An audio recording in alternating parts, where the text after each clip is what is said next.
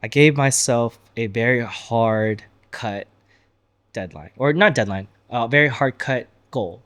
And the goal for me is monetary. So once I hit a certain number in net value or net worth, I'm gonna quit everything. Everything. Everything. Welcome to guys that listen. I'm Peter, and today we've got special guest David on the pod. What's up, guys? Yo. Tell the audience a little bit about yourself. Hey, I'm Diho, aka David. I'm a co-owner of Arena Nightlife Group, which is a nightlife group that has nightclubs up and down California. I'm the founder of Academy of DJs. I'm just a dude trying to do life, I guess. I mean, I've known you for a bit now. Yeah. Did you always want to be a business owner, entrepreneur? I think I've always wanted to have creative freedom. I don't know, like if you asked me as a child if I was going to be a business owner or not, I probably wouldn't tell you like, yeah, I'm going to be a business. I wasn't one of those entrepreneurs at all. Yeah. But as a child, I was very like interested in a lot of things. So whenever I fell into a certain job, even DJing or even being an engineer, whatever it may be, I just didn't feel like I had the whole pie of what I was interested in. So I think entrepreneurship was more so like, I want to do everything. I want to be able to do the numbers, but also do the graphics. You know what I'm saying? Yeah. So entrepreneurship just fit more so the interests of my multifaceted interests rather than, hey, I want to do business. Yeah. But how did you come to that point? Like at what point were you like, you know what, this is not enough. Right. I gotta do a little bit more. Right. The first business I started was actually Academy. And it was because I was an engineer at the point, and it was engineering for the first 5 years was very fun. It was like, oh, new world. I know, like I'm learning how to do all these new things, and I'm learning about, this specific field. Then it got very stale. Like, hey, I'm doing the same drawings every single day. I'm just doing the same testing every day. It's like so mundane. And I felt like that I was missing a part of my like creative being. It was just, there's no part of my life that I could be totally creative on. So I decided to start Academy, just not only because I was already teaching DJs at the time how to DJ, but like I wanted to be able to kind of build something off the ground and just like learn a whole nother field of study, which is entrepreneurship. Wow. Was it a struggle at first? A little bit. Luckily, I had my brothers at Inviscus to kind of like support me. It was kind of like I kind of piggybacked off of their studio and like our friend groups and such. So it wasn't so like, hey, this is my last 5 cents. Like, let me try to, it's a dollar and a dream, right? It was more so like, hey, this is a passion project. Can this go off the ground? And how far can I get this to go? So was it a struggle? I mean, in some terms, yes, just like getting people to like even want to do it, or the late nights making the curriculum, this and the other. Yes, it was a struggle, but I would be lying to say like, yeah, I just had the shirt on my back and I was just like climbing up this hill to make it. I don't have that entrepreneurship story. No, I mean, that's fine. Because for me, like I've seen it from the start, so I was just curious like how it worked, because now it's like grown into a huge entity. Yeah, something that I never thought it would ever be. But yeah. So when you started and you're like, okay, I'm going to start like a DJ school. I'm assuming you never imagined it would get to the point that it is now. No. So what was the vision in your head? Right. As I said earlier, the vision was just I needed all my pillars hit. Like I was just so bored as an engineer. So I was like, you know what? I need to do something that I can hit all my creative pillars, whether it be like design, mathematics, business, interpersonal communication. Like I wanted to hit all those pillars. So the goal of it was never like make a lot of money, be successful. The goal of it was like, hey, I've learned so much in my life. Can I combine it into one thing?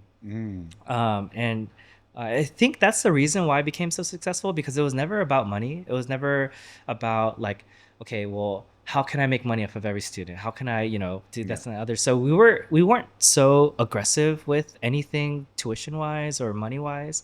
And still to this day, we're still a nonprofit.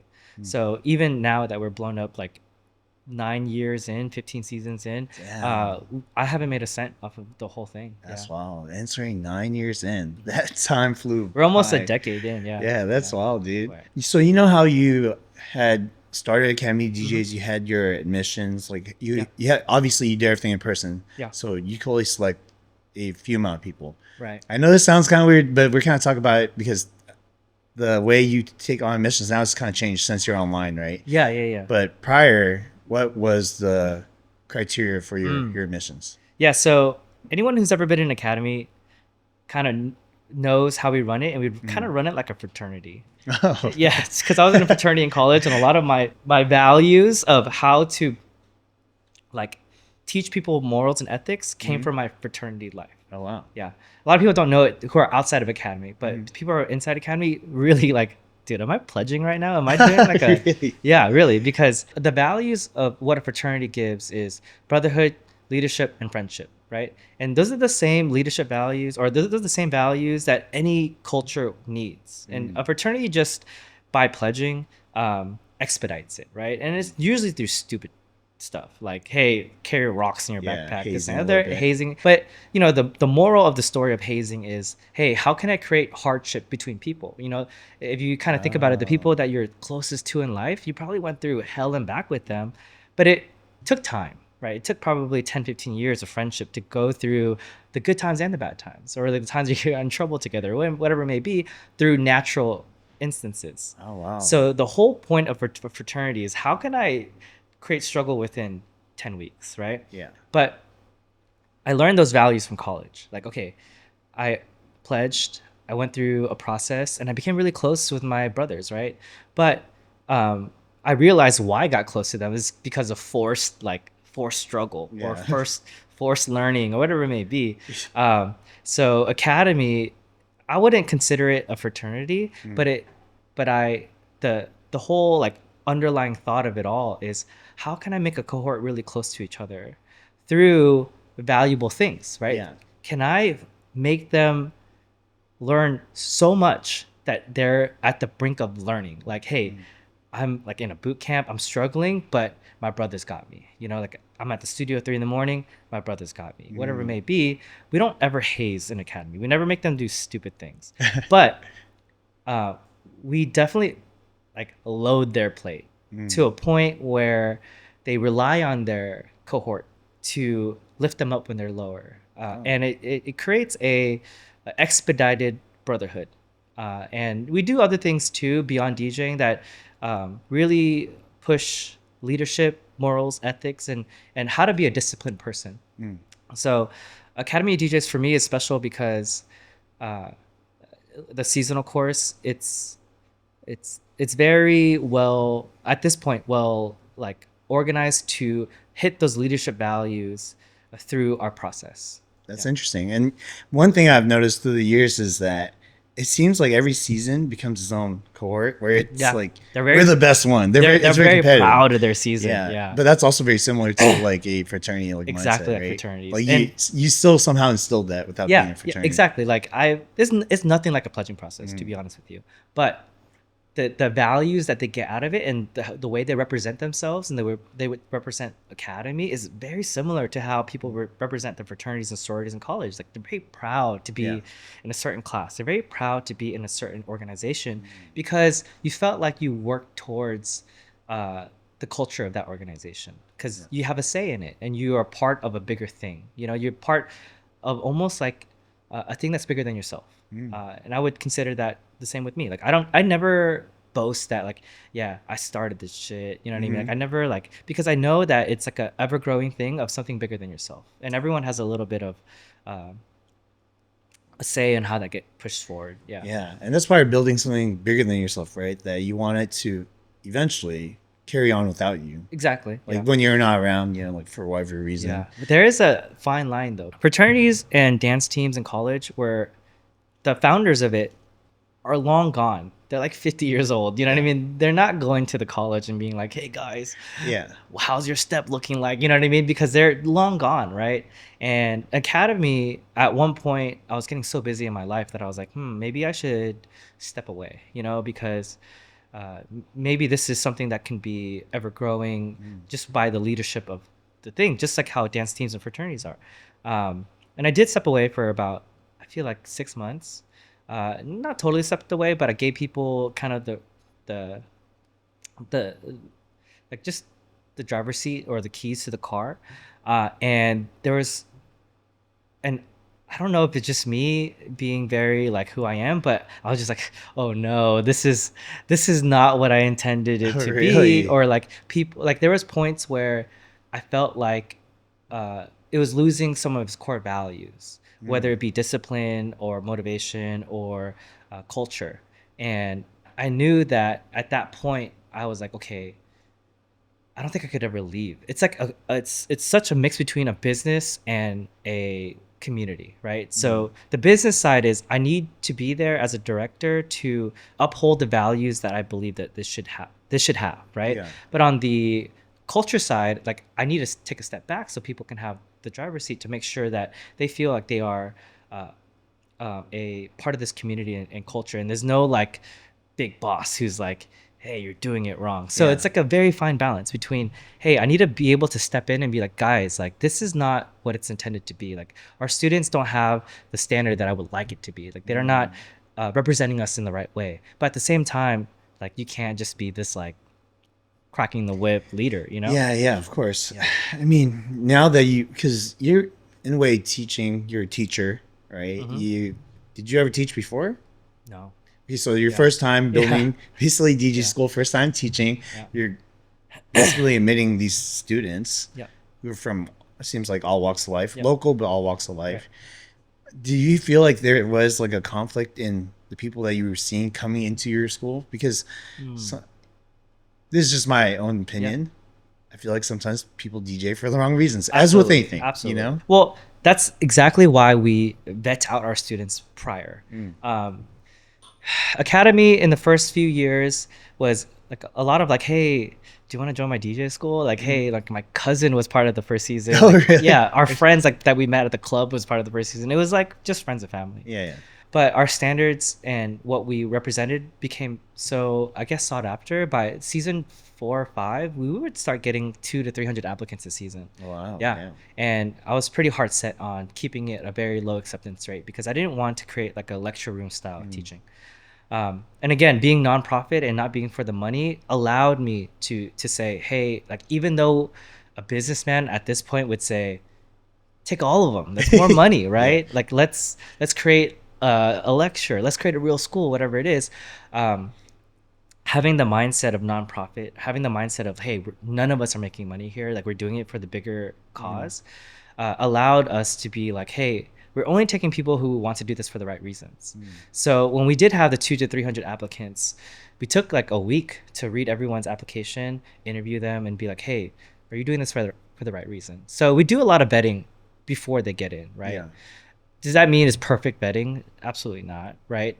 But when you get into the course, it's like, okay, this is what we expect now. And then we have a lot of checkpoints along the way. We have counselors, we have TAs, we have a very big staff. We almost have a 1-to-1 student staff ratio. Oh, wow. Yeah. Shit, We have that's about huge. yeah, we have no, actually more than 1-to-1. We have like about 20 staff and Okay. about 14 students. So we have like a almost 2-to-1 staff to student ratio, where of the students going through like a mental health issue, they have someone to talk to. That's not about DJing at all.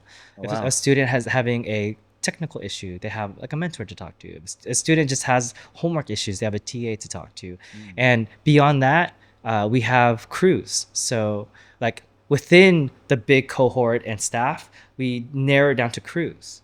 So this is exactly a page off of the fraternity book, right? In a fraternity book, you have 200 people in the same fraternity. You can't get a hold of everyone at the same time. You can't build culture like that. So you break down to smaller groups. So the same way we break down Academy into smaller groups when they're doing the course, you have a crew. So 1 or 2 students per crew, a counselor, a TA, and a mentor. So these same people are watching you grow the whole process, and they know that, hey, you weren't doing so good last week. This week you did a lot better. Or hey, this week you're still not doing too good. Like maybe we need to step it up. So they, although it's a standardized course, it's a very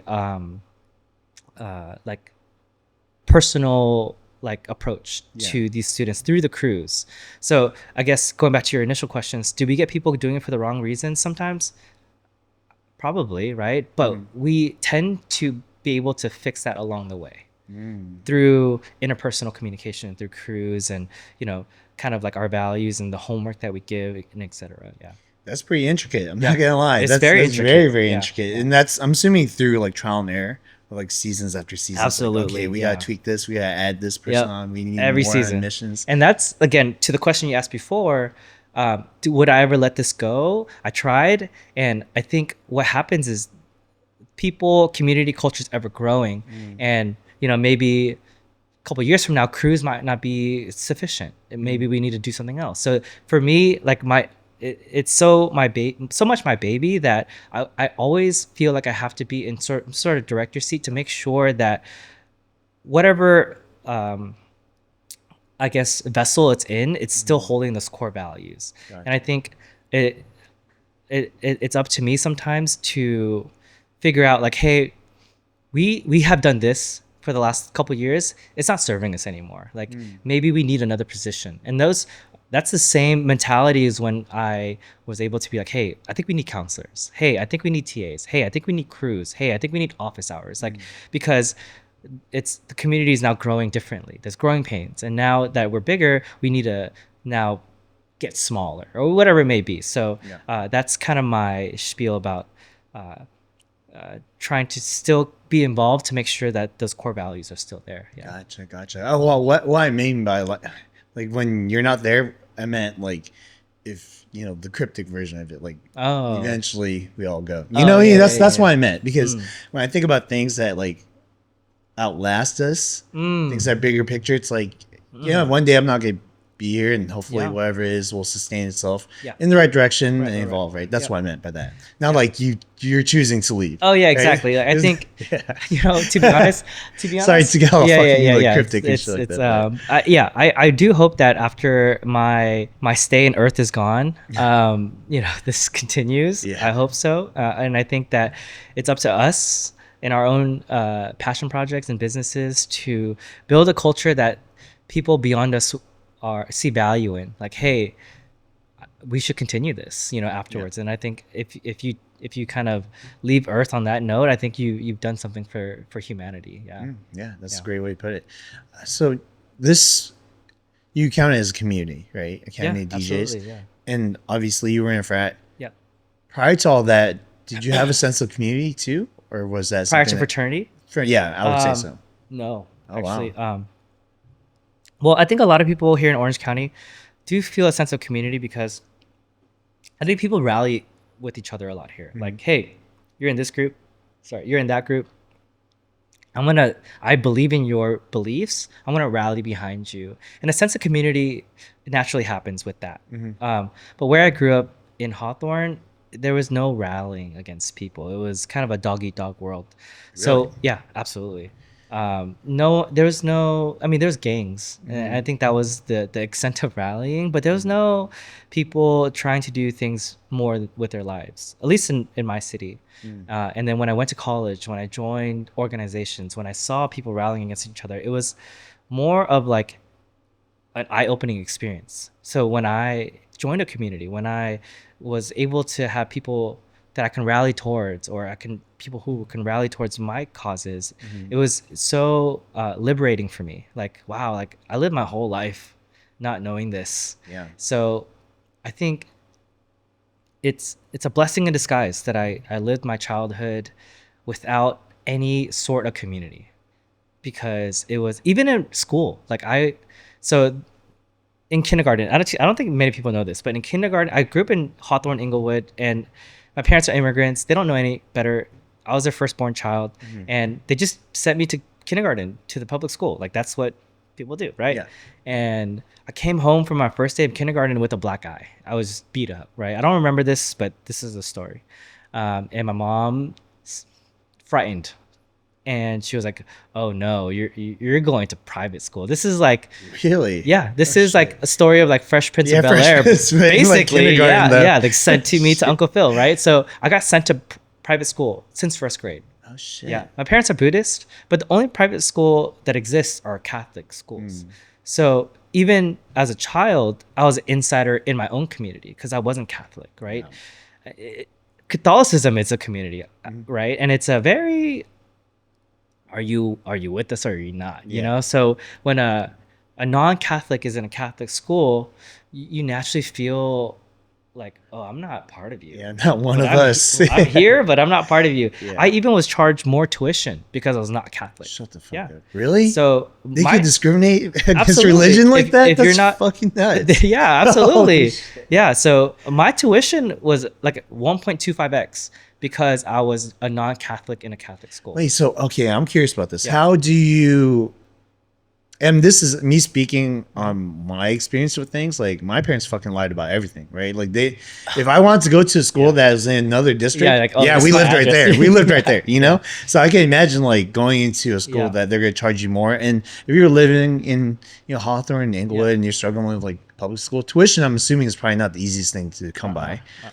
That maybe also your parents might be good Buddhists, you know. Yeah, and my right. parents were probably bad Buddhists. Yeah. But I can imagine like how are they gonna check that you're not honestly, Catholic or you're Buddhist? I have no idea, but I assume when you get baptized and you get your first communion, dude, Catholicism is like pledging as well. I'm not kidding. Really? Yeah. So if you look at a grand scheme of the world, everything is kind of like pledging.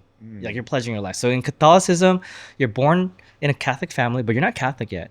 You have to be baptized. After your baptism, you need to go through Catholic like Sunday school, and after that, you have to get your first communion, and et cetera, et cetera, et cetera. It's like a process to be a Catholic, right? Yeah. So, if you just check off your Catholic to like get lower tuition, they probably can check your records. Really? There's like a Catholic like record? Absolutely. Like, what if you're like, I came from fucking Yeah, Asia or something like that? Possibly. Huh. There's a possible Yeah. like lie there, but I think my parents were just too scared, I Yeah, guess. just fuck it, But at the same Can't time, end up back on the streets now. yeah, Like, exactly. At the same time, like we had Bible study, we had mass every Wednesday, and as a non-Catholic in a Catholic school, you can't get communion, you can't get the bread of Christ or whatever it may be, and then like you're not included in some things. So like, wow. yeah. Holy So shit. in your own school, in your own community, you feel like an outsider, right? Yeah. Like, oh, everyone just, oh, here, are you going to church on Sunday? See you at this. And I'm like, no, you know what I mean? Or like, Wow, I that's wild. yeah. So like as a kid, I was so jealous of my Catholic friends. I was just like, Mom, I want to be Catholic. And my mom was like, no, don't be Catholic, whatever it may be. Right. But I can see as a kid, like, oh, I'm yearning for community. Yeah. It's like a natural human instinct that all your friends can do this. All your friends can get communion. Why can't I, you know? So back to your original question, as a child, I didn't feel a sense of community until I went into college. And I think that is why I build community things now, because I'm like, dude, I never had it as a kid. So when I see it happen and I see me as like the driving factor of those things, I feel a huge sense of like, not appreciation, a huge sense of like accomplishment. Yeah. Like, hey, I didn't have this, so I'm gonna build this. I want other people to have Exactly. Just like how people have like abusive parents, they would never be abusive, right? When they were parents. So same way. I didn't have a community growing up, so now that I'm in a position to start communities, that's my priority. Yeah, that's wow, that's a crazy story. Just because I'm thinking about it as a child, and to feel excluded from everything, basically black sheep in your community as like you're that young, kindergarten. It's now in hindsight, it was a great thing, right? Blessing in disguise. Yeah. But if you were to imagine if you were to stay in public school, what would have happened? Right, like what exactly. version of Diho would you have gone? Probably. I mean, people say entrepreneurs always have a chip on their shoulder because you wouldn't work this hard for nothing, right? You have some sort of insecurity. Absolutely. People typically say, good game, I made enough money, or a good game, like, Yeah. I'm comfortable where I am. I don't need the extra stressors in my life. And I think my upbringing, and when I talk to entrepreneurs similar to me, everyone has a messed up story. Everyone does, really. Yeah. And my messed up story has two main things: community and lack of acceptance. The community part is kind of what I've explained so far. Like where I grew up, there wasn't, number one, many Asians, so I couldn't hey, you're kind of like me, right? I was kind of like a black sheep. I think for the most part, people didn't accept me. Like I was just like looked down upon in my own communities. Like I was never really totally accepted. Secondly, I went to Catholic school as a non-Catholic, so it's like double not accepted, Yeah. right? You're not accepted by God now. Yeah, you're not Worse, accepted by everything, the humans and the gods, right? Humans. Yeah. And then the rough. second part of the chip on your shoulder is kind of the same, but like lack of acceptance in the and we'll get into this later, but like the dating world, right? Because I grew up with people who weren't like me. So in high school and middle school, You mean weren't like you, as in like ethnically, ethically, physically, height wise, I was like a fucking 5 foot scrawny kid, right? So I was never totally accepted. So growing up, like me, like I never was like, I never had the confidence to like, oh, I'm gonna get that girl, or I'm gonna be the popular kid, or I'm going to be on like the cool crew or whatever it may be. Like, I accepted my role in society as a kid. Oh wow. Really young. Like you realized that, and Yeah. then you came to terms with it. Yeah, at maybe age 8. At age 8? 7 or 8, yeah. Because it happened so often when I was a kid. Like I was it seems kind of depressing to say, but I was oftentimes beat up, like oftentimes bullied. Wait, that's you're talking about still even in private school? Yeah.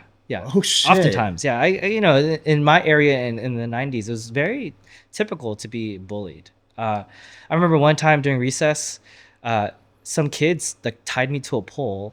The recess bell rang, and I was just stuck outside for like 20 minutes. Yeah, and What? That's wild. yeah, and these Catholic kids. yeah, and Catholics too at that age. If any of this happened this day and age, it would be like uproar. Oh yeah. It would be like a news story on this. You know what I mean? Yeah. But this is what I grew up in. I grew up in the 90s. I grew up in Hawthorne. I grew up in Inglewood. It was just like what you knew, right?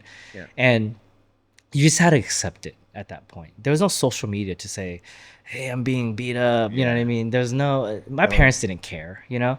So in early childhood, it was huge acceptance of not being, or I had to know my place in society. Like, you're that kid.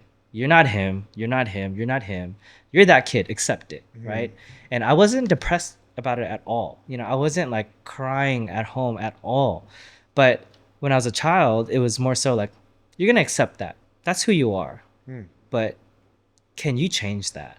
Can you build your life to get out of the city? Can you build your life to get what you want, even though you are right here? Yeah. So I think a lot of what I attribute to my successes now is having that chip on my shoulder of not being accepted. And I think that really drives me till this day. A lot of driving factor when I was a kid in my adolescent teenage years was, how can I be skillful in so many different things so that I can be of value to my community? Like, how can I be really good at coding so that one day someone's gonna be like, Diho, you're a value to me right now. And it was just like, I mean, when you talk about it, it's like, oh, that's kind of shitty. Yeah. But that's just how I accepted life, you know, and it was just plain and simple. I wasn't sad about it. I was like, okay, well, I need to bring value. How do I bring value beyond my human existence? I need to be skillful. I need to learn music. I need to learn photography. I need to learn, you know, coding. I need to learn dance. Like, I need to be really good at everything I do so that I can be of value to the society that I'm in. Because obviously, me blank slate isn't that much value right now. So I don't really think that way anymore, luckily. But it's still, that's set my foundation to like the standard that I put myself at. You have to put yourself at value to the community, because if you don't, then who you are, is it good enough? And but that's totally a bad thing, right? Yeah. Now in my 30s, my mid 30s, I'm like, man, like, do I need to validate my life to the world anymore? Am I doing these things for the right reasons? And that's a whole nother conversation. That is a whole nother conversation. But wow, thanks for sharing that, because that makes a lot of sense. And you know, I've heard a lot of people, again, very similar to your story and other like business people, that there is a chip on your shoulder, and it is like, why do you push yourself so far to do this, right? But also, I've come to understand that because I've had a very similar mindset growing up. You know, I felt like very similar to you too. You know, I grew up in a very like Latino background where it's just like everyone around me didn't look like me, you know, and even the kids that were like me, they were like smarter than me, you know, they excelled in school. They were just, you know, we come from different worlds.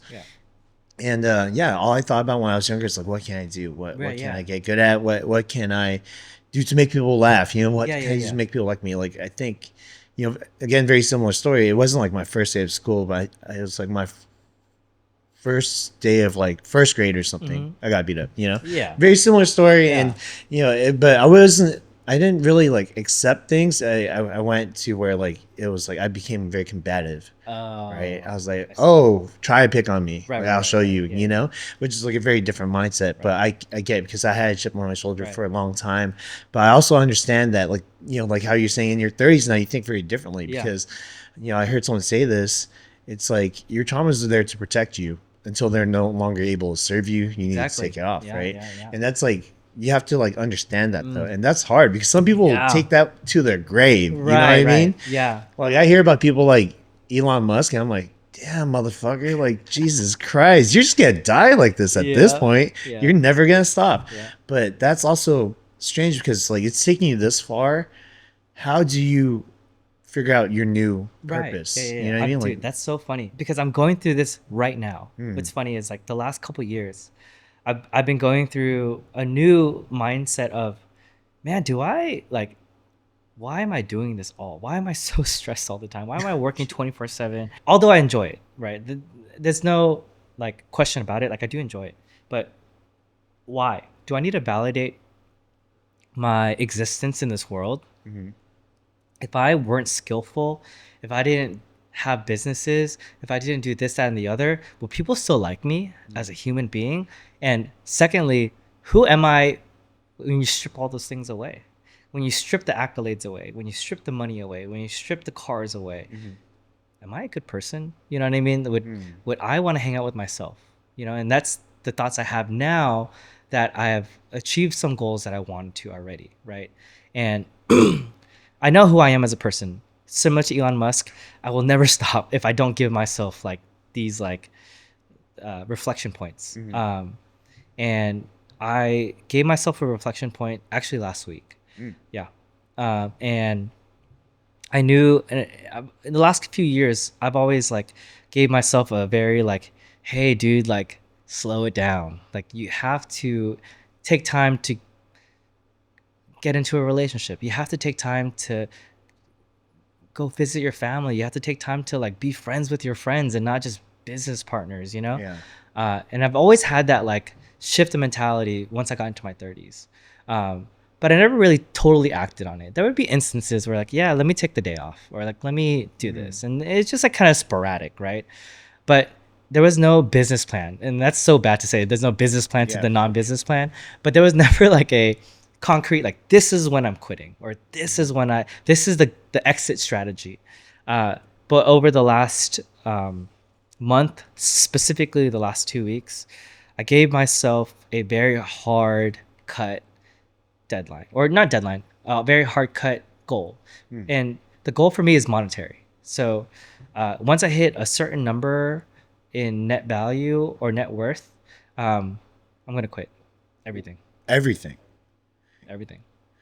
Wow, that's so interesting. Yeah. Everything. Wow. And So I'm that's very extreme about it. So that's the school and also like the Yeah. clubs and Yeah, stuff. everything. Wow. Holy shit. I've set myself a quit everything reset goal. And it's so on brand of who I am because I'm so extreme, right? Like when I have my headset on something, I just want to do it, and I want to do it as quick as possible. So I've always had very vague goals. Like I want to build a community. I want to build this empire of nightclubs. I want to do this and the other. It's like there's no real concrete finish to that because you're always gonna want more and more and more.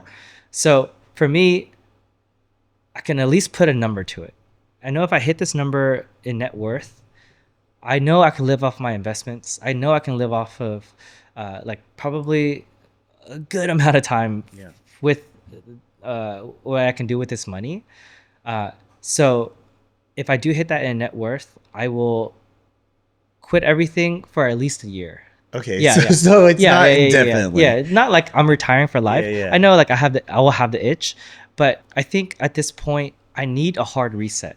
And a hard reset doesn't happen on a 1 week vacation. It doesn't work if you're just like taking a meditative trip for a weekend. Yeah. So I did set myself a monetary goal to do almost like a brain reset of like, okay, just quit everything, travel, maybe not travel. It doesn't matter what you do. Live life differently. Don't live life thinking about like deadlines and goals and this, that, and the other. Just live life like, hey, I want to hang out with you today. You know, I'm dedicating my brain space to you. Or now I'm dedicating my brain space to my parents this weekend or whatever it may be. I never really had the time for that. Do you feel like those values have changed because you got older? Yeah, absolutely. I think, no, maybe not older, but the values of change happen when you hit the goals that you wanted to hit and they don't mean anything to you. Oh. There was, you know, when I was a kid, I had goals, right? Like, hey, one day I'm going to own a business, or one day I'm going to get this car. One day I'm going to buy a house, whatever it may be. And you work so hard to these like figurative goals or these like American goals or whatever it may be, societal goals, and you hit them. And you're like, okay, you know, what was the point of that? You know, I have it. I mean, I'm not here to complain that I, you know, made money, or I'm not here to complain. I'm not here to like make people feel bad, you know, but more so like give people insight of sometimes your goals aren't really your goals. Sometimes your goals are brainwashed into your own brain. It's noise. Just noise, right? So when you do hit those goals, a lot of times I've bought something or did something or hit a certain stride that I wanted to hit, and I just sit down alone on the couch. I was like, and I reflect on everything that I've sacrificed to get there, and I'm just like, was that worth it? And once you have those thoughts over and over and over, once you hit those, I guess, achievements, you start reflecting on like, maybe I'm not thinking right. You know, like, you know, and it's that. It's not getting older per se.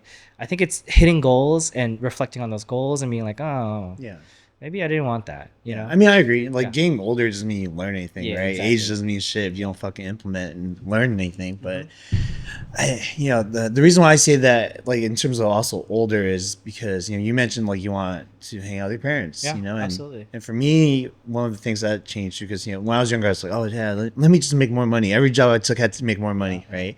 And I was like, okay, what am I going to do? And eventually my purpose changed, right? Like, I was like, oh, you know, I actually want to help people out. Right. And then, you know, I was like spending too much time with other people to where, you know, now my parents are older, they get sick, you know, the question of their mortality comes around, and I'm like, oh shit. And, you know, that obviously doesn't have to come with age, but usually does, right? Because the older you get, the more prone you are to illnesses and other things. Right. And, you know, now I question things a lot where it's like, where do I, you know, we all have the same 24 hours, right? But like, where do we put that time? Where's your energy going? Yeah, where's your energy going? Because, you know, like, you could spend it making money. You could spend it getting rest. You could spend it, you know, filling up your cup, whatever it is, right? But like, where does it count? Yeah. And what's funny is people who aren't entrepreneurs probably think the opposite. They're probably thinking, I'm wasting so much time with my boyfriend and girlfriend right now. I'm wasting so much time with my parents. I'm just kicking it here. What am I doing with my life? Like, I got to start a business. I got to start investing, this and the other. It's so funny how there's two sides of the story of these extreme stories, and they're just trying to be in the middle. Yeah. And I think the whole thing of life, I guess, is the balance. Like, can you balance it all, right? And at least right now, I'm so extreme about it. Like, I'm on this end right now, and I'm trying to hit this goal so I can be totally on this end, you know? And maybe when I get to this end, I'm like, damn, maybe I'm doing nothing with my life, right? So, you know, I think the crux of the whole story is, can you balance your life, and can you balance it in what your definition of success and value is? I think that depends on how you view your life, right? In time frames. Because, you know, for you to go to one extreme and make all this money, right, and sacrifice your life, to go to the other extreme of like retiring for a year. Like, if it's a year and year, like, it sounds like it balances each other right in the middle, right? But then if you widen your scope, like, what have you done the past like 20 years? Right? Are you gonna do this thing for the next 20 years? And that's hard to kind of put into perspective. I think a lot of people don't see things like that. So it's I think what it is continuously like reassessing how your life is and making those adjustments in moderation, right? Have you heard of the blue zones? No. So the blue zones is like a study from this guy where people on average live over 100 years old. Right? Wait, this is hypothetical? No, they do. Okay. The average lifespan out there is over. Oh, 100. the blue zone's a place. Yeah, there's multiple places. Okay. So okay. there are Got different it. blue zones. I think Okay, there's got like it, got 6 of them. The top one's in Okinawa, right? Okay, Like yeah, Japan. Yeah. And they study these people because they're like, why are these people not dying? Basically. Yeah. And they learned that like there's a couple things that they all have in common, right? Mm-hmm. One is they all have a sense of community. Two is like they love like celebrations. So, they love like, oh, this happened. Like, let's celebrate and let's enjoy each other. They have very similar diets. Like a lot of them don't eat like a lot of meat. Food, Yeah. Natural, like organic foods and stuff, less processed. Another one is like all of them work. They work till they die. They work till they die, but they don't overwork. Yeah, they have purpose. Yeah, because I think, one of the things I noticed that you said a lot was like, oh, I'm stressing. Yeah. I'm stressing all the fucking time, all the time, right? Yeah. And, like I talk about this a lot. Stress is not a bad thing. Yeah. Chronic stress is a bad thing. Too much stress is a bad thing. That's why, therefore, too much, right? And over there, it's like they do it enough where there's a purpose and where they have something to wake up and they move their body and, they go for walks and stuff like that. And they live for a long time, but again, I don't think time is really the thing we should emphasize on, right? You could live to 100 and be miserable. Right? Your marriage could last forever and you'd hate each other. But they actually are happy. I think one thing to note probably is they probably live in a capitalistic greed world. So one of the places was Loma Linda in California. Oh, really? Here? Yeah, out in California. What's in Loma Linda? I don't fucking know. I only just heard. I've heard about it, but I've only just started paying attention. What? There's a lot of people who like retire out there, but interesting. So yeah, interesting enough. Loma Linda. I've never. I would have never guessed. We gotta do some research. But I think what it is too is like, yeah, we do live in a capitalistic society, right? But like, do we have to make those choices? No, we don't have to. Are we? Is it embedded in us by it happens all the fucking time. I grew up thinking like I want a gold wing Mercedes. Like why the fuck did I even care about that shit? What's the point? At this point, like don't get me wrong, I'm a car guy, so I like cars. Right now, it's like it's not really about the price tag. Like a nice car is a nice car. Yeah. But like it is a choice. It becomes a choice, right? And then I think in the very end, like we have to really weed out the thoughts that are really not ours. Like who is Diho like innately as a person? What's the noise of society? Yeah. And what you value? And I also think nowadays it's harder than fucking ever. I'm not gonna lie. It's so hard. It's so fucking hard, dude. I think to dive into the economics of today, COVID really messed us up. Not only mentally, but like the U.S. economy. It's torn apart, right? And I think right now the U.S. economy is, you're in real estate. It's trying to fix itself with interest rates. It's trying to be like, hey, not everyone can be rich now. Like, hey, calm yourselves down. We gave you a lot of money during COVID. Like we stimulated the market, right? We gave you EDD. We gave you stimulus checks, whatever it is. But hey, guys, like, there's got to be winners and losers in this world, or else the whole thing crumbles upon itself. And right now, I think people are feeling the squeeze. They're feeling oh man, it's not easy. There's no jobs out there, I can't buy a house, I can't build wealth. And right now, I think everyone's in a really bad space in their head because they're feeling the squeeze everywhere. Am I gonna make it in this world? Am I ever gonna buy a house? Am I ever gonna live the dream, right? And I think, as you were saying, what's noise? What's the feds? The federal government pushing in your ears, or what's who you are as a person, right? Can you drown out the noise of this quote unquote recession? Can you drown out this noise of the government trying to, create these classes and just be true to yourself? And easier said than done. Yeah, of course. Because there's even more noise than that, right? Yeah. There's like the noise of your parents, like what you should do, right? Like, where's your wife? Shit like that. Exactly. I'm like, God damn, and your friends and like, and then not even just like noise that might be really giving you directions to anything. I've noticed in my own head, and I'm a person who's usually pretty good at this, but this is one thing I could not overcome. This noise was seeing my friends get married and have kids. And I don't even care to get married and have kids. I don't. But what I'm seeing is like, okay, well, my friends that I spent time with, they're slowly kind of like drifting off, right? And then I also find myself not really doing this too often anymore, but like having younger friends, right? Trying to maintain this thing that I'm like, it's going away as I'm like trying to pull at it. Same with me, man. I'm getting older and my friends are getting younger. Why? Because my lifestyle is not my age right now. Well, especially in the nightclub industry, no one my age is going out like that, right? And I'm trying to like keep this business afloat, you know, and naturally you have to be friends with younger people because that's your audience, right? Same thing with Academy. You know, people are at their building stage of their life, so they're trying to go to school, they're trying to be better, you know, this, that, and the other. So I'm constantly surrounded by younger people because the things that I build involve the younger demographic. Yeah. And as you said, a lot of my friends are getting married. A lot of my friends are pregnant. A lot of my friends are having their first or second kid. Yeah. And I'm over here like taking shots of tequila on the weekend, right? So it's like sometimes you're like, what am I doing? You know? But at the same time, I know like I'm very confident about my purpose and and I enjoy my life. So I'm never like, am I a deadbeat? You know what I mean? I never kind of reflect that way, but I definitely see that the paradigm shift of, we're in different paths now. Oh, we're in different forks in the road, you know? It's happening. And you know, because we're in the same industry too. It's like, I have seen that, you know, and I think I'm a little bit older than you. Yeah. So it's like, I've been seeing it for a while where people are like, whoa, Pete, are you gonna fucking do this like forever? And you know, like, I understand because you know, I'll go to different countries and like I'll speak to people who are my age or older, and then when they find out that I'm like X age, they're like, wow, you feel like a lot younger.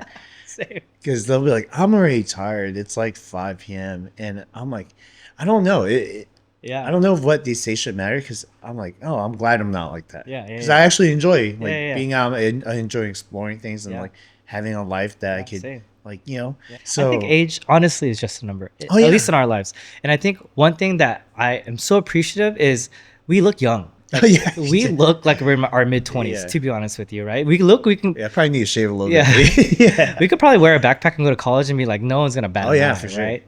And I think that helps us camouflage into a younger self. I think if I look really old right now, I would be like, man, I'm out of place, you know? But the fact that I look young and I kind of can blend in a little bit, I feel that it helps me a lot. You know what? That's great. Like I've actually thought this recently more so than ever, and it scares me in like a bunch of different ways, right? One is like, it camouflages me, but it's like the people's perceptions of me almost change due to that, right? It's like it's like they want to treat me like I'm younger when I'm not. That's true. You know, it's like, true. oh shit. And it's like pros and cons to that. It's pros and cons to that, right? Like so you know, here's a story that I have. Like a long time ago, when I first wanted to get into mortgage. Funny enough, like one of the first jobs I applied to when I was 18 was in mortgage. It was right before 2007, 2008. And when I went into that job interview, the guy who tried to hire me, he was like 19 years old, maybe 18, right? And I could take him seriously. I was like, where the fuck is the guy who's supposed to interview me? He's like, I'm the guy. And I was like, oh shit. And you know, at this point, I thought I was so good at getting jobs. And then he was like, why do you want to work for a mortgage company? I was like, I want to help people get homes. He's like, no, you don't. You want to fucking make money. You want to buy Lambos and Ferraris. And I was like, whoa, what the hell? And it took me off guard because I didn't expect such a young person to act like that, you know? And I do think like age is just a number after a certain age. You know what I mean? Because that's always interesting to see like how either people really accelerate like their age. Because like for me, I've done some dumbass shit in my life. I'm lucky to be alive, to be honest. And fortunately, I have a body that's semi-healthy. You know? But like, I look at some of my high school friends, I'm like, whoa, what the fuck happened? You know? And it worries me because I'm like, am I just being avoidant of what's really going on? Because you can, you know, especially in the industry that we're in, we could just constantly sedate ourselves and like ignore the problem. You know how people who are similar to our age is like, dude, if I take 3 shots, I'm hungover for the next 5 days. Right? And we could probably take 20 shots and just go to a meeting, right? Like that's just who we are. We're high functioning alcoholics, right? Not to say that we're alcoholics. It's just we are born and bred in our scenes and our lifestyles. And I think that maybe we're not avoidant. Maybe we just have stamina for it. Yeah, that's true too. Because to me, I think it's also maybe self-fulfilling to where we're like, oh, maybe we have stand for it, so we believe it so much that we can continue, right? And on the opposite end of the spectrum, we're like, no, if I take 3, I'm dead for 5 days. So they take 2 and they're already dead for like 3 days, you know? Because I would, again, maybe they have a very like tough lifestyle, I don't know, like I'm mean, they're them, right? But I'll see someone like Donovan, for example, and not to like talk about his age, but you know, he's turning 40 this year. You're old, bro. Yes, sir. Still my brother though. But yeah, you know, and he's still like breaking. He's kicking, dude. Yeah, you know, he's still working, grinding, hustling, doing everything. Yeah. You know, working out twice a week, stuff like that. I'm just Actually, like, props to you, man. I can't even imagine doing breakdancing at that age. Even at my age, there's no way. well, that's what I'm saying. It's just like there is certain things that where it's like it's nice when you learn it because you can lean into it, Right. And it's hard to kind of teach people it because it's not really meant for certain people. It's just right? stamina of what you're doing. Just yeah. like how people who don't go to the gym probably can't do a mile on the treadmill. Yeah. If you do it every day, obviously you could do it, right? So the same thing with stress, business, you know, being in situations where you have to like just like mold into a situation or like not be drunk or like, you know what I mean? Like people don't have stamina for certain things. And maybe your stamina is waking up at 7 a.m. and feeding your kid. Probably we can't do that. Like, I can't open my eyes before 10 a.m. Sorry, you know? So our staminas are in just different fields, I think. Oh yeah, no, it's true. 100%. I can't stand kids. You know what I mean? Like I can handle stress, but if I go on an airplane with a crying baby, I'm like, what the fuck? Just kill me already, you know? But kind of going back to what we were talking about earlier, being in an environment where there's a lot of young people, there's drinking involved, you constantly working all the time, and you earlier also said that you want to open up your time for like a relationship. Yeah, absolutely. How does that work? Pretty terribly, to be honest with you. But I'm enjoying the process. I'm a huge advocate of the process is the greatest part. Yeah. When you're building something, when you're changing your values, when you're in process of being someone bigger or changing whatever mindset that you have, that's the process that you should enjoy the most. Because when you get to the goal, and I've gotten to the goal so many times, and you're like, all right, you know. So I'm really enjoying the process right now. And the process and the headspace is, in my 20s, I was so dead set on winning. So dead set on like, if you are even a noise to me, if you ask for any of my time, no, you're gone. And this is not even dating. This is friends. This is family. This is everyone. I was so like tunnel visioned on success, and I don't know why, but I was just so dead set on winning. You need that chip on the shoulder. Yeah, right? chip on your shoulder. I have something to prove. And if I don't get there, maybe I'm not of value to humankind or my community, whatever it may be. So in my 20s, I was just so dead set on winning, and I never dated, right? Never had a girlfriend in my 20s. And that being said, never really had a girlfriend, like a really serious one ever, because in your teenage years, you're kind of just whatever's, right? So, you know, once you get to your 30s, and as we talked earlier about like your values changing, and you know, you kind of hit your goals and you're like, what's that for?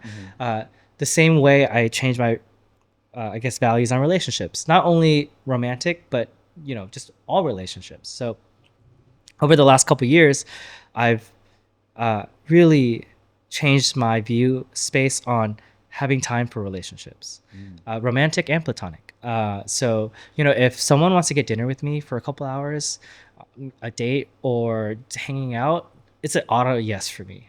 It's auto yes, because it's like, okay, let me just stop everything I'm doing right now, because that's not so important to me anymore. Let's go out to dinner. Let's go on a date, whatever it may be.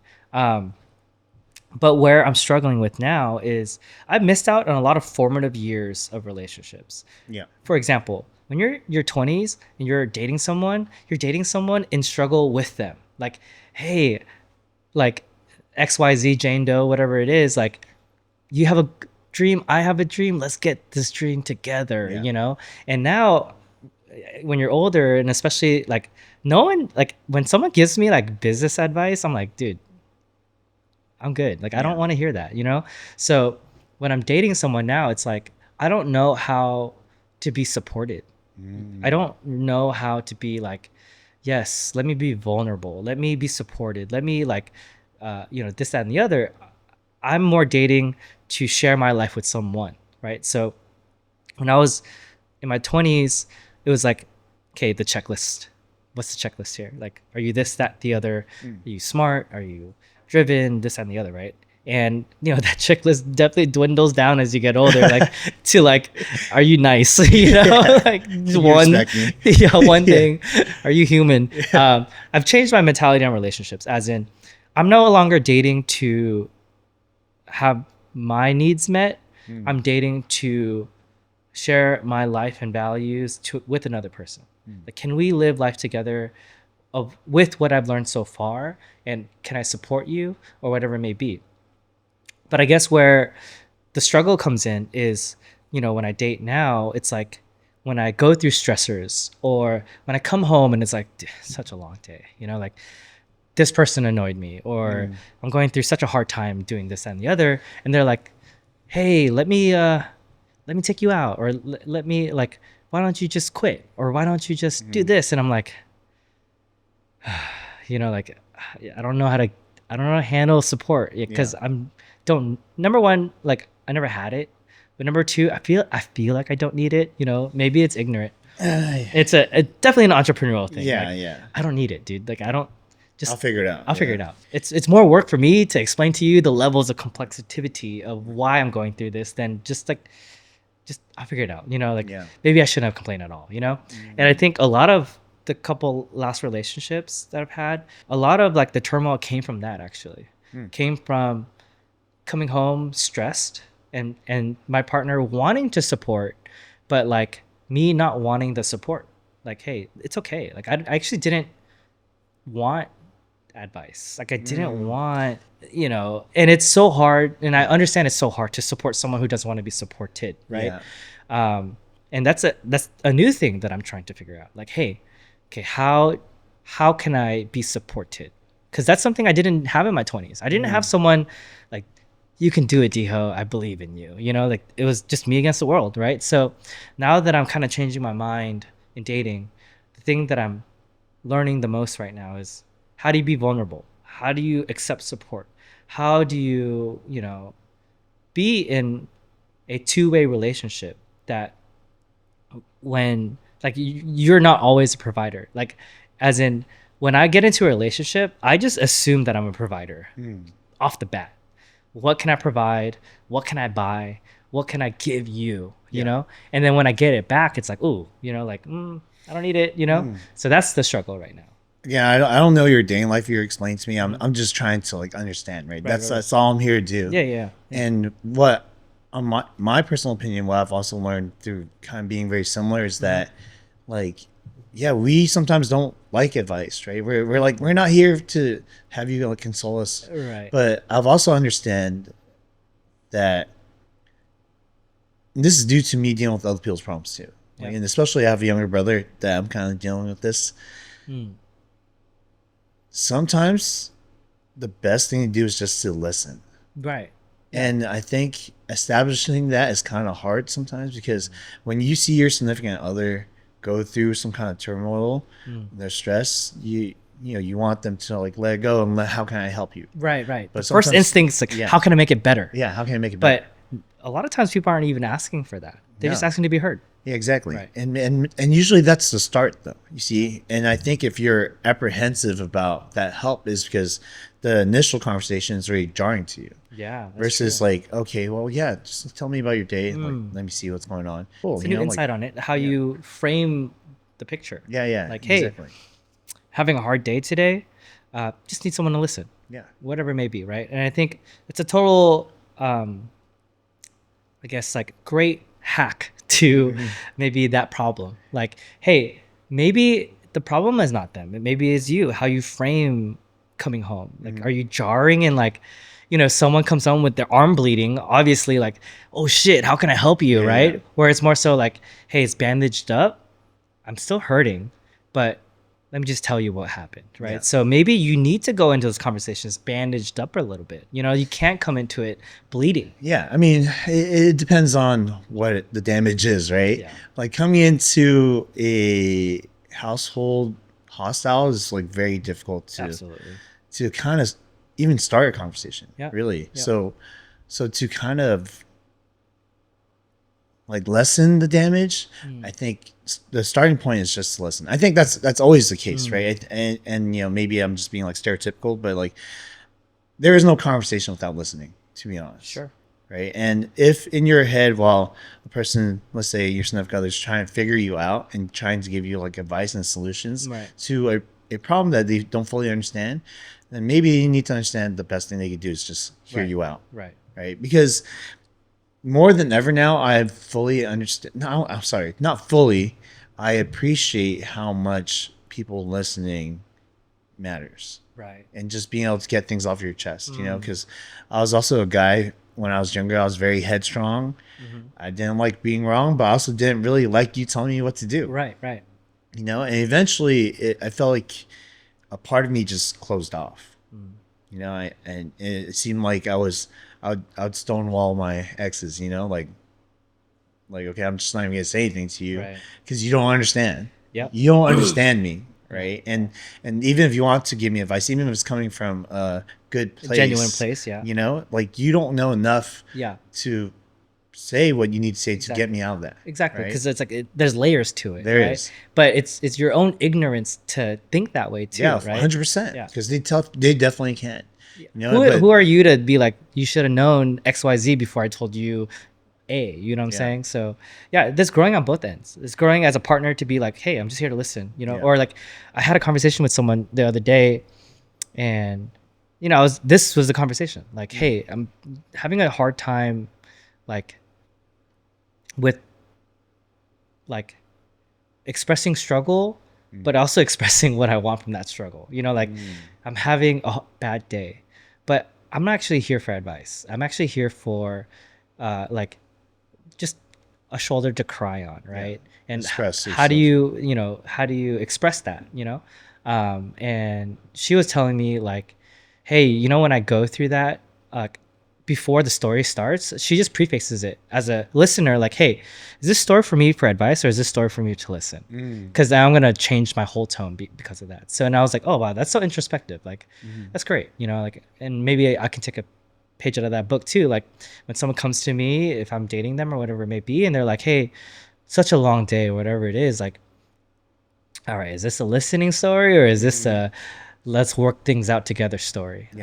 And I could be a blame a lot of times where I feel like I know more than people, and like when someone tells me a problem, I'm like, of course you did this wrong, you know what I mean? Like, hey, this is how you get out of it. It's so easy, right? And I think everyone has a little bit to learn of not listening to a story to answer, or not listening to a story and like trying to like, okay, break it down. What would Diho do? You know what I mean? And just be like, okay, well, I'm just gonna listen to you as a person. So I mean, through these past couple of relationships, you're not in a relationship right now? No, I'm single.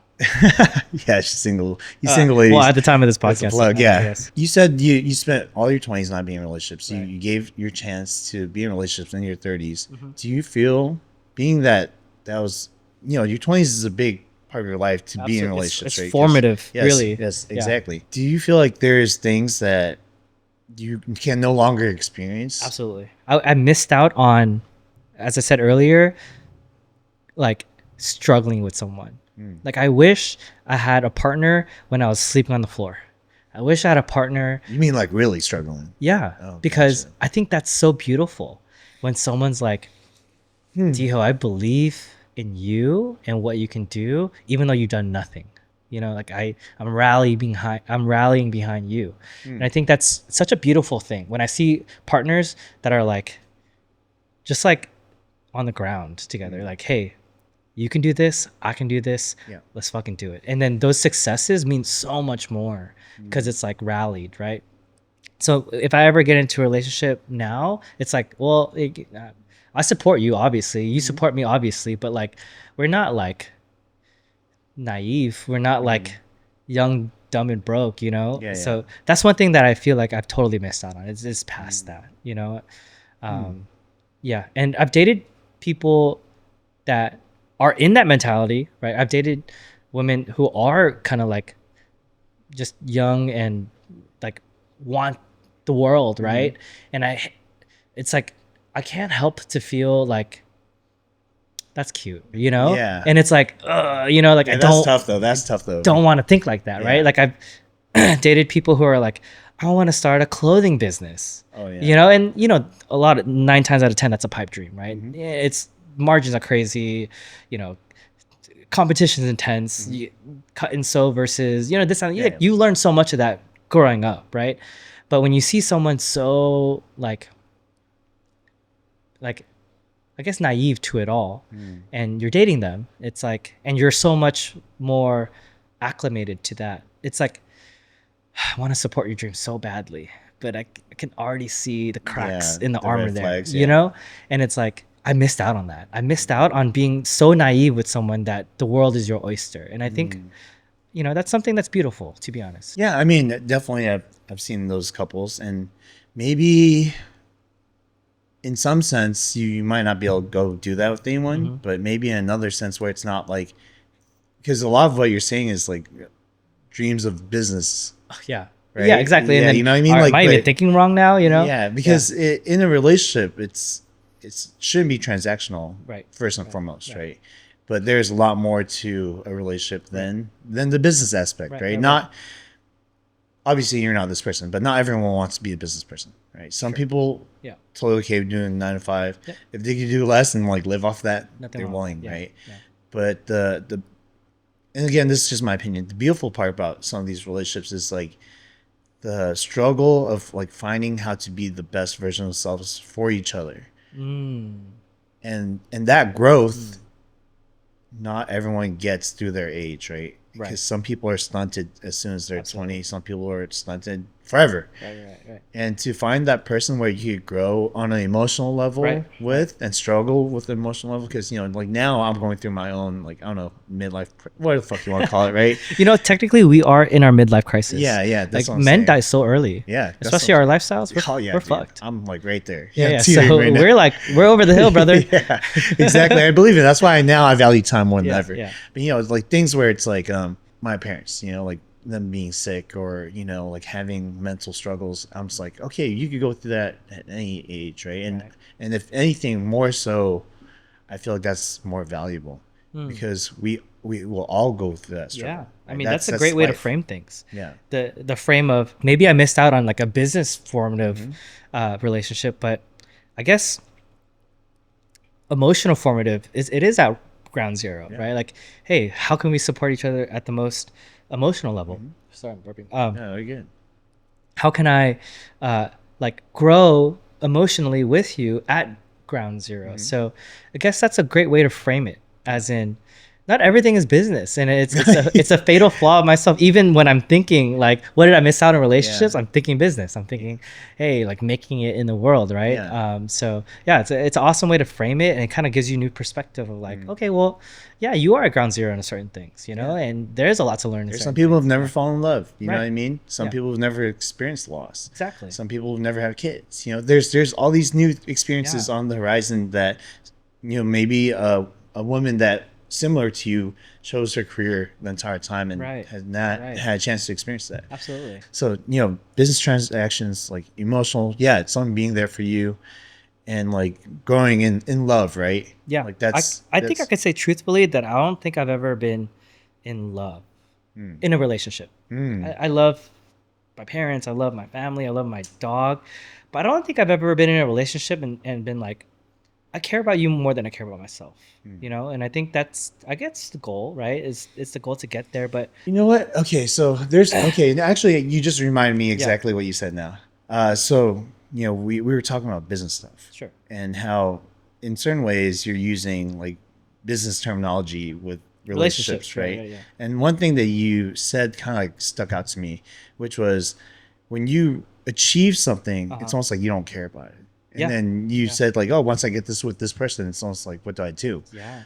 Absolutely. But the thing about relationships is that, in my perspective, it's not supposed to feel like once I get there that I got to really look in if I'm happy with this or not. Right. I think that happens for relationships that are the opposite end of the spectrum. They're failed relationships, right? Transactional relationships. Yeah, where it's like, oh, do I really want to be with this person? Right. Is this really filling my cup? Is this person that I've always wanted to spend my life with, or I can imagine this? That's a great way to think. I think that's the difference between a business and a relationship, right? Because again, with a lot of business people say it's never enough. You constantly move on, right? And I think when you find that person, this is coming from me. I'm fucking cynical as hell, right? Yeah, When you yeah. find that person, it's like they're always enough. They're always more than enough, right? But that's how you But know them. that's a mentality though. Yeah, it right? is. And that's why you have to have a person that fits that to you to a T, where it's like, maybe you didn't understand it before, so why is this feeling so new? Yeah, you know, they fit like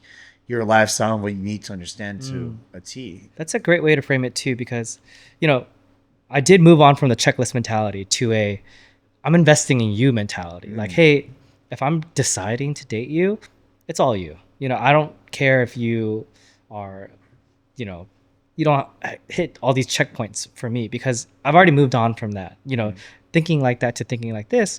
But I think you upped it a level in, I guess, maybe there is no goal, because I'm still goal oriented. Like, hey, let's get in a relationship, let's fall in love, let's, start a family. Like, these are our goals. These are like our milestones or whatever it may be.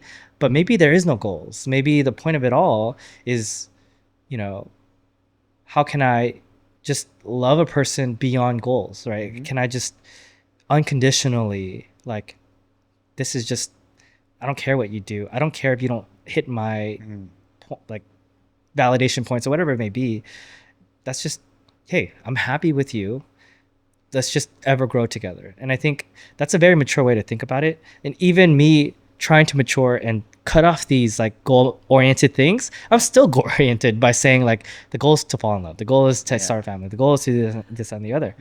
So maybe it is no goal. Maybe you reframe the whole aspect of it all. I also think in general, like, I wouldn't use the word goal. I think that's what it is, right? It's like how you guys align in certain areas. So like, you have this moral and ethical like baseline, like this is what I need from you, right? And the other check boxes, like that might be a cherry on top type of thing. But what I've noticed from people who are very calculated about their significant others, they typically never end up with that person. Yeah. They end up with someone who's like completely different. Never enough. But also at the same time, for you to list out characteristics that like this person has to have, it's almost like exactly you're building a Build-A-Bear of your future significant other, right? Without even knowing this person exists. But that's also to say that you know everything about everyone else, meaning every other trait is not more compatible with me. Yeah. Right. And then it kind of pigeonholes yourself into this, this list of characteristics. The first step is to remove that. Yeah. 100%. Yeah. And that's a very like teenage 20s style dating. Like, are we going to look good together? Like, are you at my stature? Like, are you cool enough? Are you hot enough? This and the other. And then I guess the next step is, okay, well, let's remove the checkpoints, right? Okay, let's just choose someone and decide, okay, well, I'm just this is you're my person. Let's do this together, right? And I guess like the ultimate zen, like the ultimate like top level like healthy relationship is like, it doesn't matter what you do, it's unconditional. No matter what, like there's no even like goals, there's no checkpoints. It's just I have a baseline of standards, like don't cheat on me, this and the other. Like, hey, I'm not like going lower than my morals, but like as long as you stay afloat, like you're my person, right? Like, you don't even need to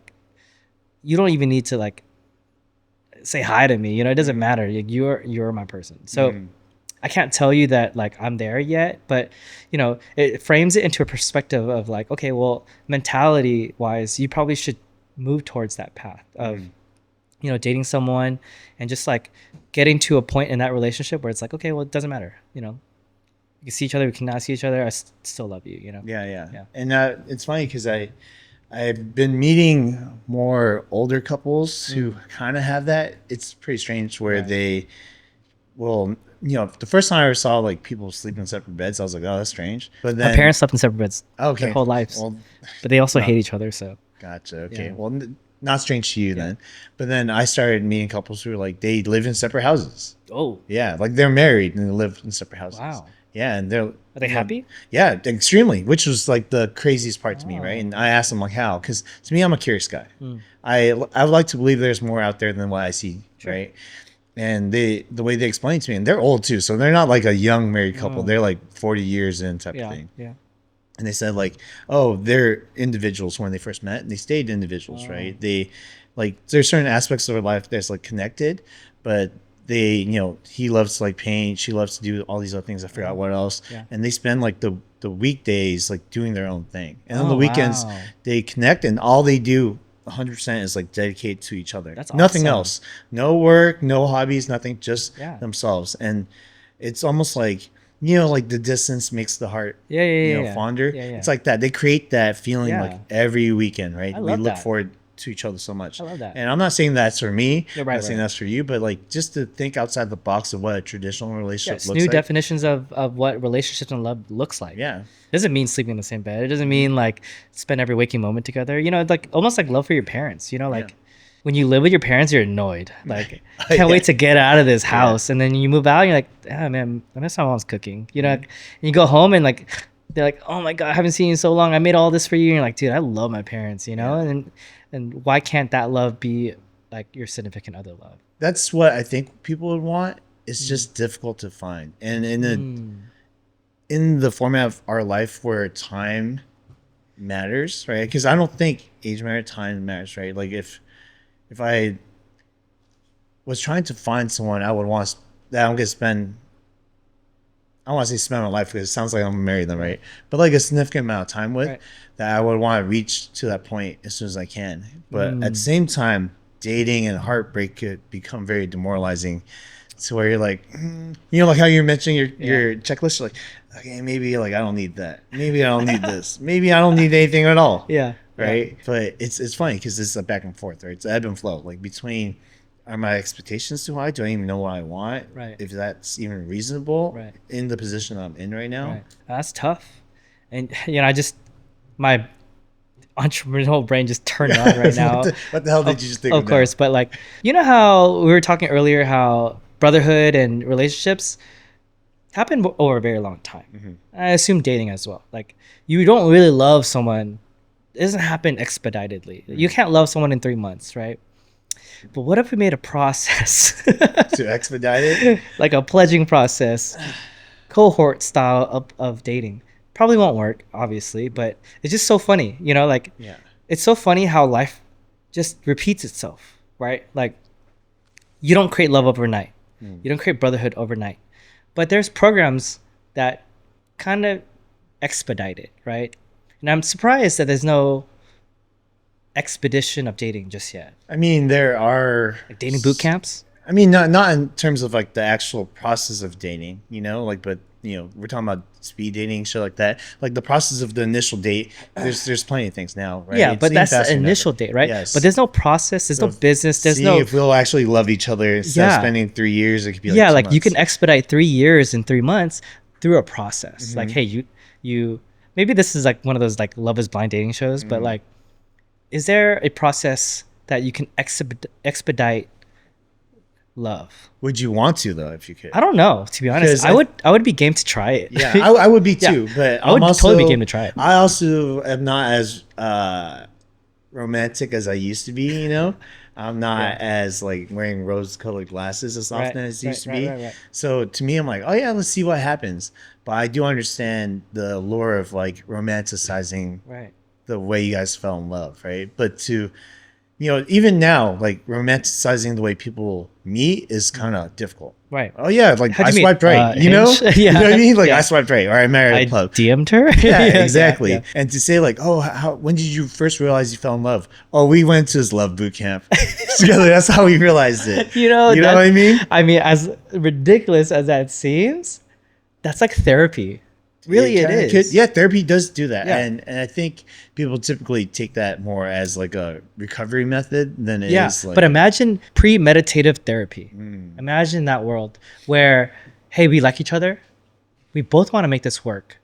Before we get into bad habits, let's do this thing. Maybe it's not a boot camp. You know what? So they have something like not similar, but they have like certain cards that have questions for couples to kind of... We're not really strangers or something like that? Not that one specifically. But there's one that's specific, like, oh, is this person going to be your person type of thing. So we're not really strangers is still very like interpretive, right? Yep. Like you take it however you want to take it. This is like a score of 1 to 10. Like if you answer really? Yeah. Ooh. And yeah, again, maybe that's taking the romance out of like what you need It's like, to do. what's your score today? Yeah. Yeah. Oh shit, you're kind of like a 6 out of 10 today. You know what I mean? Yeah, this is our one-on-one, and I grade you a 7 out of Yeah. communications this week. You could do better. Yeah, I don't know that. Yeah, that would be That's really weird. That is weird, Yeah. and it's tough too because again, going back to like as humans, that's not how we've done things. We've only recently integrated technology into our love lives, right? Absolutely. But I think also, I don't know, this is another topic on its own. Yeah.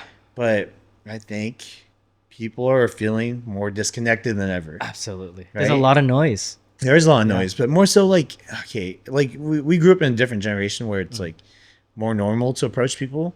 Yeah. The younger generation is more normal to like swipe on people. Right. And I feel like there's a disconnect in where what does the male need to do? And this is we're talking about like a straight relationship, I guess. It might apply to like a gay relationship too. But like guys usually approach girls, right? That's typically how it works. Now it's like you both could swipe, right? But it's causing this rift where certain guys they don't even know how to talk to women anymore, right? Because they don't have the like social skills.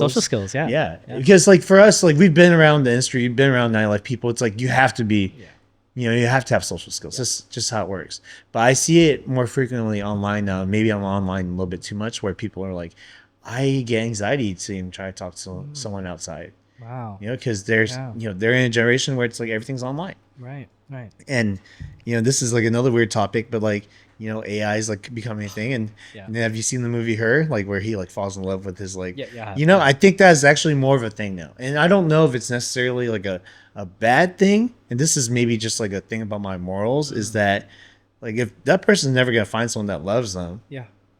Maybe a robot is not that bad. Yeah. Okay. So this is like a very macro view on humans. I think we're born with natural sensory like core things like angry, happy, love. And I mean there's only like 4 neurons really. There's like dopamine, serotonin, GABA, oxytocin. I think it's so this is just 4 main things, right? And I think we've gotten so smart that we've made up new feelings.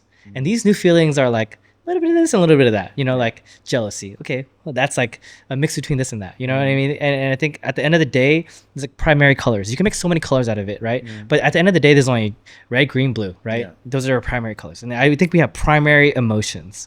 And our society has like shifted and made all these new emotions and colors and things that now we're like, yeah, fuck dating a robot or whatever it may be, right? Yeah. But I think if you take a 100 steps back, if our primary colors are hit, like if you're just happy, if you're just, in love with oxytocin, whatever it may be, if these neurons are firing for you, who says the right and the wrong way to do it, Yeah. Who says the right way to paint, like, well, fuck it, Our society has brainwashed us so hard into all these different complex emotions, But if you really take a step back to mammals, humanity, why we're here on this earth, obviously it's just to procreate, any mammal is to procreate. Like that's why sex feels so good, right? That's why we even have that neuron. That's even why we have oxytocin. That's even why we have serotonin. That's why we kind of like fell into this niche of marriage because it makes us feel good, right? But if we evolve into aspects that we can hit those primary colors and emotions, who says it's wrong? We're just kind of hitting the things that we're born to do. I think the only reason why people say it's wrong is because it will go against like procreation sometimes. Oh yeah, right? yeah. We're talking about like, oh damn, I feel really loved by this MacBook. Like it gets to the point where it's like, yo, okay, yeah, like because what's going on? That might be the downfall of humanity at that point. Absolutely. Right? I guess I can understand, but there's also it's weird. I think there's not really a reason why everything happens, but I think you give everything a reason, right? And while you might not be accepting of it because it seems a little bit too controversial, and I'm not talking about you, but like people in general, like for instance, like this is a crazy thought of mine. A lot of people who are like serial killers are very like okay, where are we going like with psychopathic. This? They have like very deep sexual needs. I don't know what it is, but they do, right? Either it's like suppressed or whatever, but crazy, right? So in Japan, I saw this video where like people who have these urges to kill, they have nurses who come over and they like give them hand jobs, right? And then all of a sudden the urges like go away. They're like, okay, I'm Oh, cool. it's like sexual therapy. It's like the craziest post nut clarity ever, you know? Like that's basically what it is. You know, I'm not hating on that. Yeah. Not hating on that at all. And I'm not saying that I'm like that. Like, please don't judge me like that. But I do also understand it's like you have those like, you know, biological needs, right? Yeah, To procreate. absolutely. So like you want to have that. And I know sometimes in my head when I'm like on a dry spell or some shit, I'm like, I don't know if I'm thinking correctly. Like, what the fuck's wrong with me? Am I You know? thinking straight right now? You know what I mean? Like, is she really like a 9 or am I just fucking like thirsty as fuck? Right, now? right. You know? And you think about this, like, it's weird because like, your mind can play tricks. Yeah, because yeah, it absolutely. wants you to procreate and do these things. Yeah, and that's all in the name of human like nature. Yeah, like, survival. Yeah. And going off that note, I don't know if this is a real statistic, but I've heard this where the countries that have that like prostitution is legal, like Amsterdam has the lowest crime rates. And you know, maybe it goes off that fact where people just probably need a nut. You know, it's like no, it's fucking true. And Yeah. you know, we could say it like that because it sounds so like, you know, grotesque or whatever. Yeah. But if we take it to like the scientific fact of things, right? Yeah. It's like, oh no, it's your body just telling you like you need to fucking procreate. Right. Like we're just doing this for humanity. Right. Because when you think about also like I don't know any people like this. I kind of wish I do because it'd be interesting, but I don't know any incels, right? What's an incel mean? Incel is someone who's involuntarily celibate. Yeah. So I know guys- some cells, cells. like just celibate. Just not Yeah. involuntarily. Oh, yeah. Yeah. But yeah, you know, like these. So this again, it's kind of like a weird topic, but like a lot of people or a lot of guys who are mass shooters are incels. What's a mass shooter? Like school shooters and stuff. Oh, like that. I Like- think like- mass shooters were mass shooters. Got it. yeah, Okay, yeah. So they're typically incels who feel like, oh, they don't get what they Yeah, want. yeah, like yeah. I'm such a good guy. Why the Yeah, fuck won't what's women going on? give a- Why does no one like me? Yeah, you know, and they get mad and they, you know, do horrific It's just things.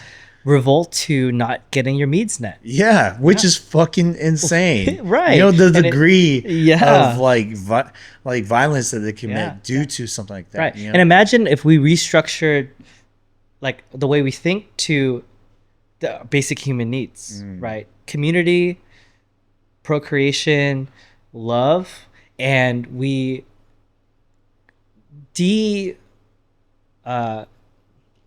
declassified or decriminalized things that meet these emotions, right? Whether that be brothels or I'm not like trying to say like bring brothels yeah. back. What I'm saying is maybe we would be in a better world if our natural needs were met. You know, right now our basic human needs, our societal basic human needs, what they say it is food and shelter, right?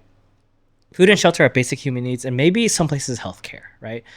But like those are societal basic human needs, right? So we didn't look at, you know, the emotional basic human needs, and I think if we kind of like maybe if everyone got those human needs met, maybe we would have less mass shootings.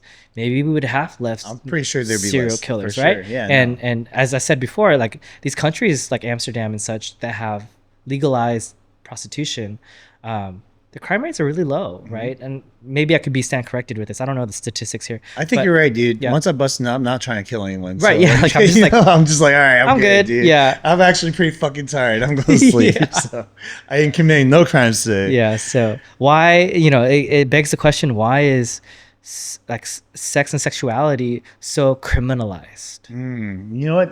That's actually a good question. It's not something I've ever really looked into. Me either. I think it's because it became a thing about morals, right? And then being that, like, you know, America is really big on Christianity and Yep. Catholicism. Although it's separated from church and state, Yeah. I feel like a lot of it is still foundationally Of course. religious. Of course, you know, and if they deem that as like indecent, Yeah.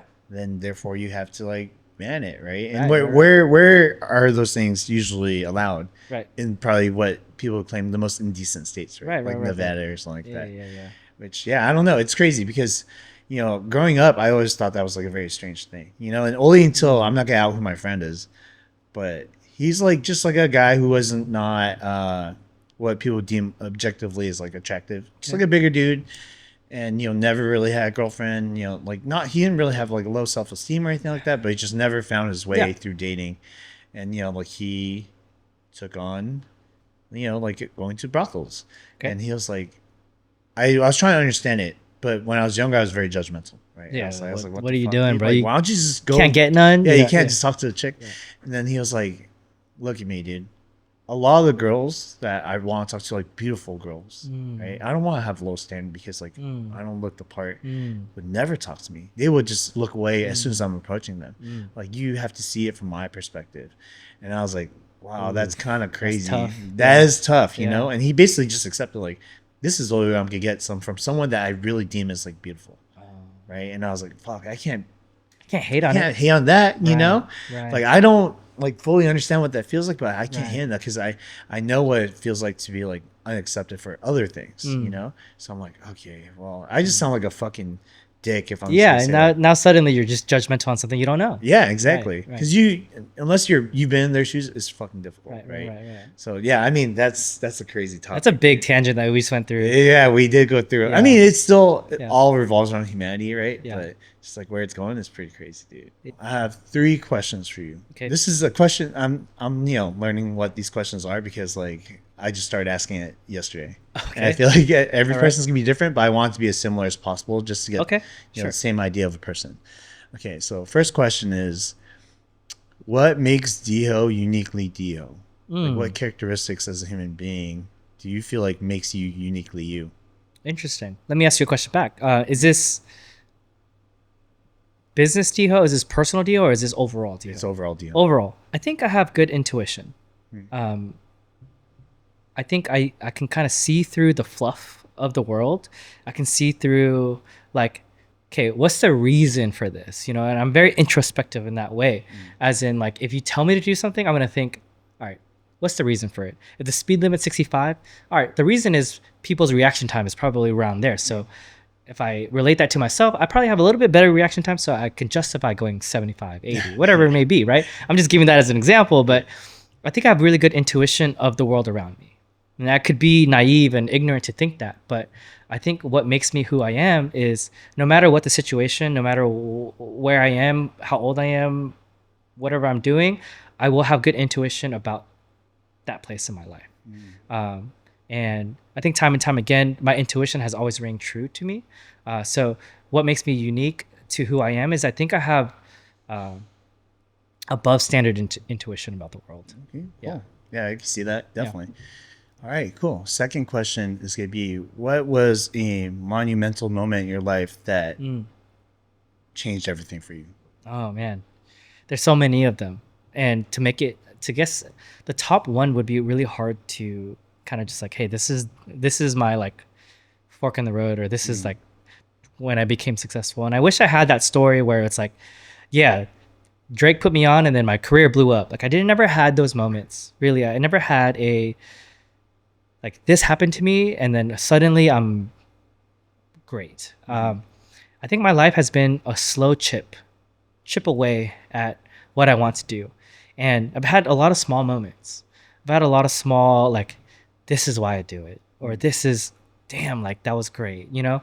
But it's hard for me to even give you one moment where I'm like, yeah, that's when I made it, you know? I still don't feel like I really made it, you know? I still don't feel like I'm successful in my own definition. So I almost can't even answer that question because my life has been a slow grind away to where I want to be. Well, what if it's not a question as of what made you successful, but more so a question of like what made your character the way you are that's gonna lead you to what you need to do? You know, it might sound depressing, but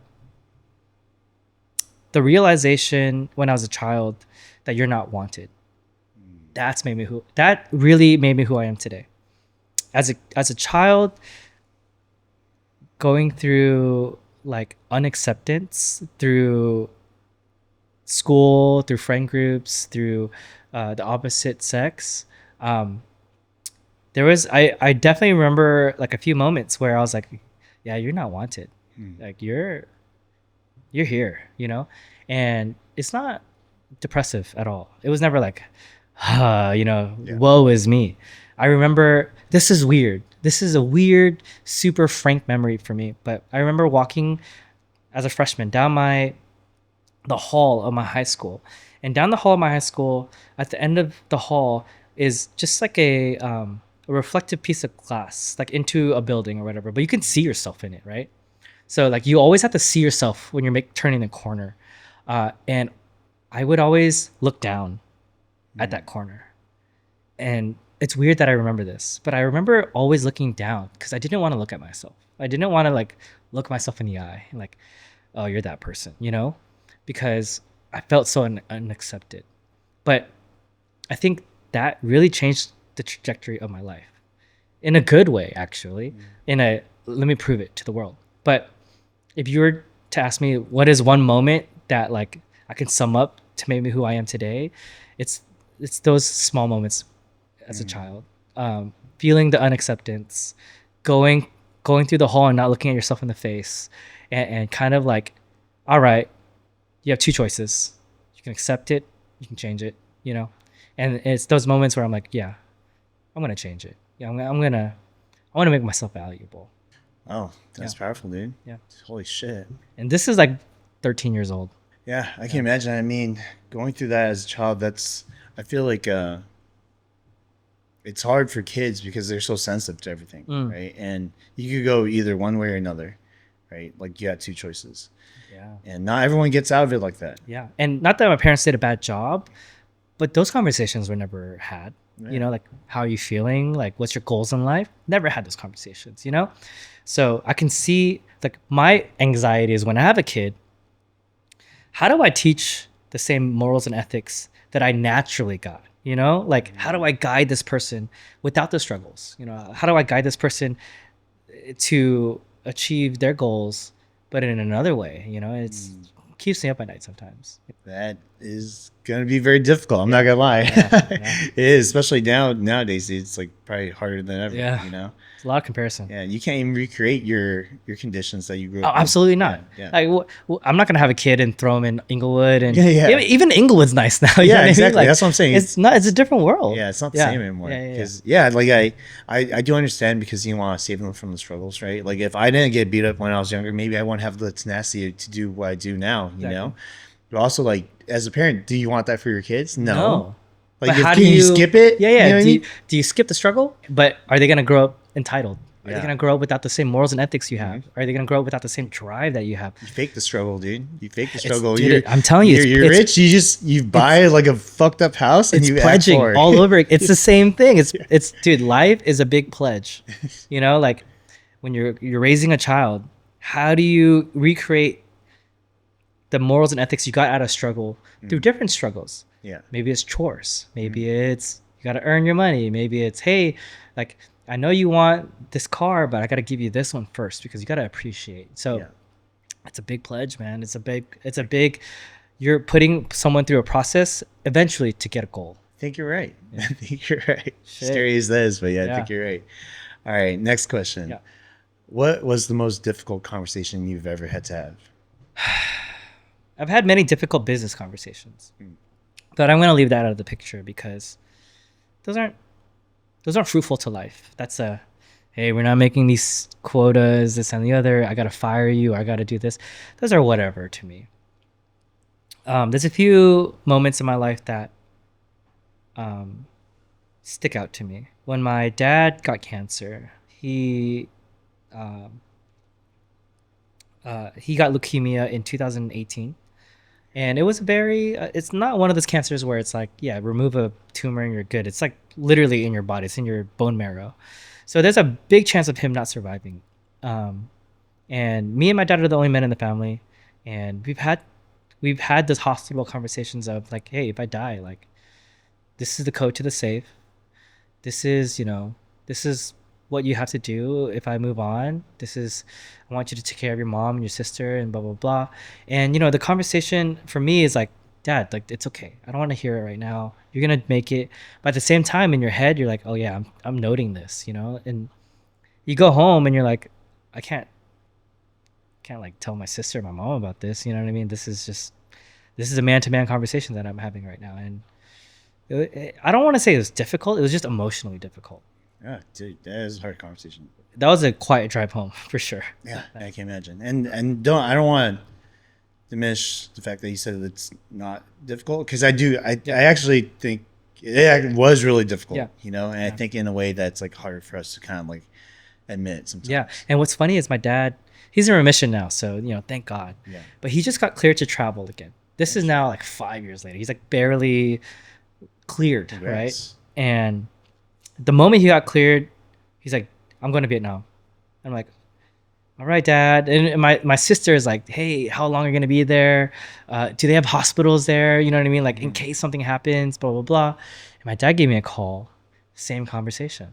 Like, hey, if something happens to me there, like here's the codes to the safe. Here's take care of your sister. She's going through a lot right now, this and the other. You're the man, And I'm like, Dad, like just hey, it's gonna be fine, But I can tell a man-to-man conversation that it's a possibility that he dies there. It's a possibility that this for him was his bucket list thing, So again, a hard conversation. Maybe not the conversation itself, but like the sitting on it afterwards, like, okay, man to man, I approve of this vacation for you. I know why you're going, and I know the risk, and I know like we both know the risk here, and I'm okay with that. I accept it because as a man, you need to do some things. Like like you have to go back, you have to visit your family, this and the other, and you'll take that risk of maybe not making it out. Yeah, damn. You had to have that conversation twice. Twice, yeah. Oh, and he made it back, by the way. So yeah. That's glad to hear. I haven't had that conversation, but I've heard of something similar. Like I had a cousin who, she had cancer, and she was traveling to see us. She's from Europe, but then, it was very detrimental to her health. She unfortunately passed, but it's one of those questions. Like she said she didn't regret anything. She lived life the way she wanted to live, whether she had cancer or not. Yeah, and I think that was something where I was like, oh, like. Maybe we don't know better for our loved ones, but yeah, it's wild stuff. All right, cool. Thanks for sharing, dude. By the way, no worries. And I'm glad he's good. Yeah, and then for my last question is, how would you like to be remembered? Okay, so I have a philosophy, and this is kind of a long-winded answer. Yeah, go for it. Me growing up as a non-Catholic in a Catholic world, I oftentimes lacked purpose, as in.